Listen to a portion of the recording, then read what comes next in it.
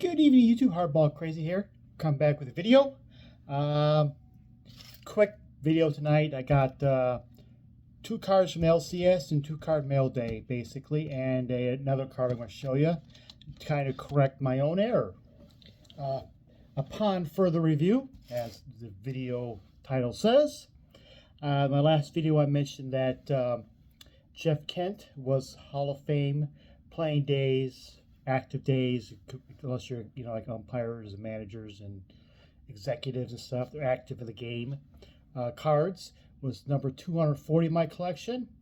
Reviewing my list and going through it, I had an omission. I had this card for the longest time, bought a dirt sheet, like the $2 bin or something, and got it, and didn't realize I had it in my active Hall of Fame, in my Hall of Fame section, because it's sort of in the Hall of Fame section because it's an award named after him. Then I had cards, it's not if from the Hall of Fame. Anyway, it's Ford Frick, basically. 59 Topps Ford Frick. So he's Hall of Famer 241, I guess. You can count that. 59 Topps card number 1. Got this card really cheap. I think I had it in my Ford Frick award-winning section, just in my boxes, where I have cards of play days cards of Joe Garagiola, Tony Kubek, and Jerry Coleman, and they're all Ford Frick winners. I had playing days from those guys were the players, but Ford Frick winners are not officially part of the Hall of Fame count, but they are celebrated in the Hall of Fame on Hall of Fame weekend. So I think I just happened to have him in that section, not in my Hall of Fame section, and didn't realize he was part of my count. So my active Hall of Fame collection is now 241 with Ford Frick, former commissioner. I mentioned in the last video that I might do a video showcasing my Hall of Fame collection, but my Hall of Fame. Upon a further review, I decided I'll just show all the Hall of Famers according to Cooperstown, and not do my own Hall of Fame, because after seeing the Veterans Committee Hall of Fame results and people moaning and complaining about who didn't get in and why they didn't get in and all this and stuff, I was like, you know what? I don't want all that the angst, that frustration targeted at me. My friends here probably would say, yeah, you're okay with him, but never know, some random viewer down the line says, I list all my first basemen and say I don't have Don Mangley in, or whomever. It's like, how the heck do you have him not in? And I just don't want that. Don't want that targeted at me. So I'm trying to keep everything positive, and try to be a beacon of positivity in this hobby.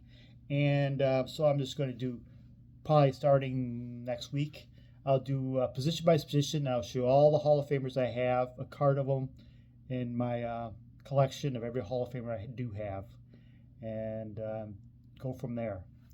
Okay, on to my purchases. First, speaking of Hall of Fame, and in anticipation of his possibility of getting the Hall of Fame, and he was closer than a lot of people thought, but I thought he had a really good chance. He's the all-time home run leader for eligible Hall of Famers who are not associated or possibility or linked to PEDs, is Carlos Delgado. And so I didn't have an autograph of him, so I picked up his 96 Leaf. I had it on my watch list for a while, so I have Carlos Delgado autograph. So I was kind of curious if Delgado would have got in. He still has a chance to get in the future. I think he has a decent chance of getting the Hall of Fame at some point. 479 career home runs, and he just doesn't have any career memory-making moments, I guess. But he's not linked to PEDs. Has a solid career. Just played most of his career in Toronto, and so he didn't, after the Toronto World Series back-to-back championships. So he has a shot, I think. Still has a really good shot down the line. So I kind of curious who's next in line of non-Hall of Fame players in the career home run list that's not linked. It's Adam Dunn, actually.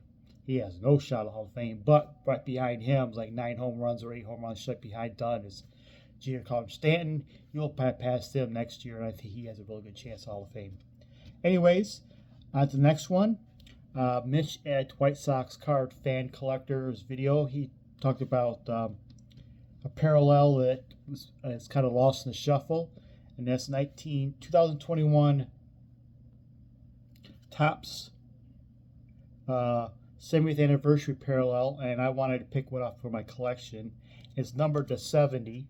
Picked up future Hall of Famer Yadi Molina, and it's numbered to 70, the 70th anniversary.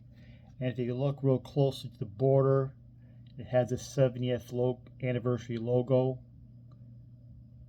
across the border. I just want to have token one of these in my collection. So I found the best player at the cheapest price for my collection. And I got Yadi Molina, future Hall of Famer, in my collection to have token one of these parallels, kind of commemorate Topps 70th anniversary.